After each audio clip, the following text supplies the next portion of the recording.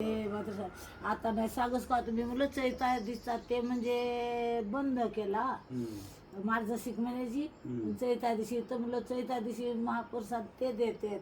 येतात ना नाही येत म्हणून सांगत नसलं काही तुमची आठवण केला बिचारे गरीबाची याची येत म्हणे तुमची आता 12चे 20 झाले हो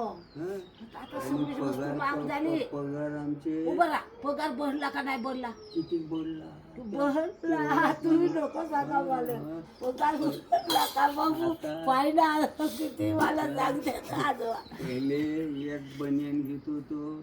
32 रुपयाला मिळत होती आता 132 ला मिळते आता तुम्हीच पहा आता सांग एवढा पगार वाढला का 32ची बनियान 132 ला झाली दुसरी गोष्ट भाजी कशी मिळत होती काय भावाने मिळत होती जी रुपयाची 12 किलो 4 किलो वांगे घेऊन लागले त्याचे आता मग नमस्कार